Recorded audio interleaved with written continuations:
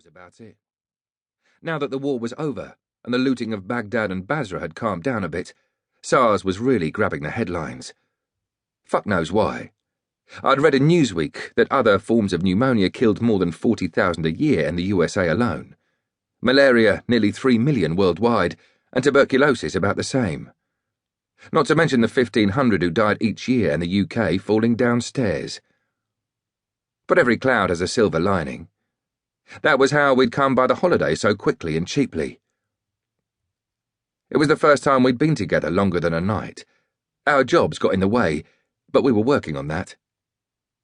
Well, that was the cover story anyway. The flat in Shepherd's Bush really existed, and so did the 2 women who lived there.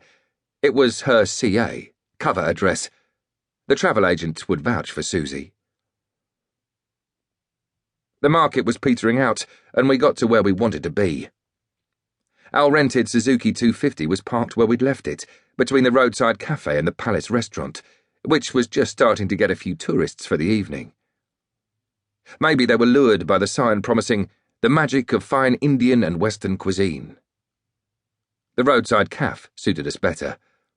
Opposite it, on the other side of the road, was the mosque, a solid brick and plaster building in the middle of the shanty town.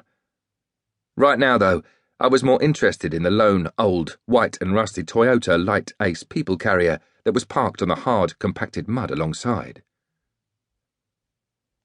It seemed all you needed to set up in the catering trade round here was some corrugated iron sheets, a few concrete slabs to cover the storm drains, and a couple of rusty bird cages filled with little green birds that couldn't be asked to sing.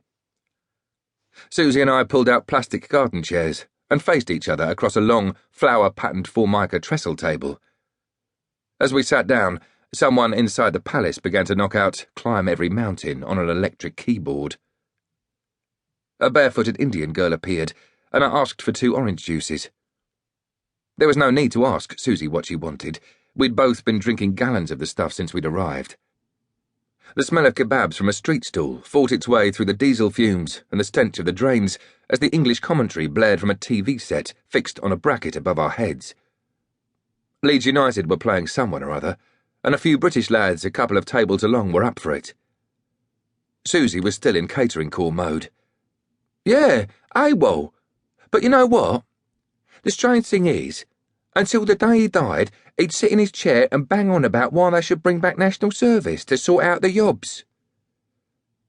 She dumped her hemp beach bag on the table and fished out a purple disposable lighter, a fresh pack of duty-free Bensons, and a guidebook to Penang.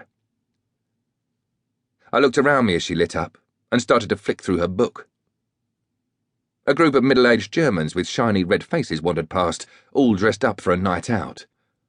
They reeked of scent and aftershave and looked far too hot for their own good. Coming the other way were half a dozen 20-somethings in faded T-shirts and shorts with Australian flags on their backpacks. One had an arm in plaster. Hiring a scooter was a big adventure until the rain got between the rubber and the tarmac, and we'd seen a constant stream of people coming back to the hotel with skin needing to be repaired. The gold pack and purple disposable went back into the bag, and Susie blew a cloud of smoke in my direction. She sat back in her chair and grinned. "Oh, stop whining.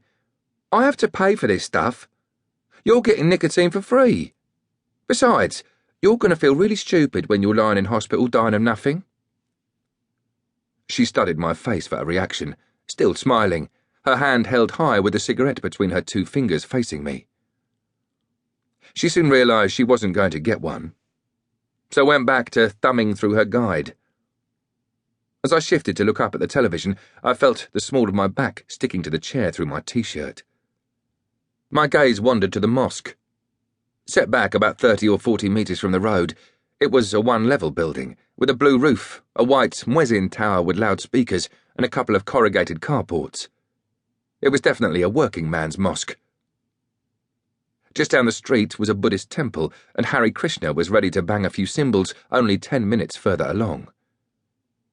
I'd worked in Malaysia before, during my time with the regiment, and I knew it was one of the few places on earth where Buddha, Allah, Harry, and even Jesus could go out for the night and not have a fight. Earlier today I'd seen Australian mothers on the beach in tiny bikinis shoving chips into their children's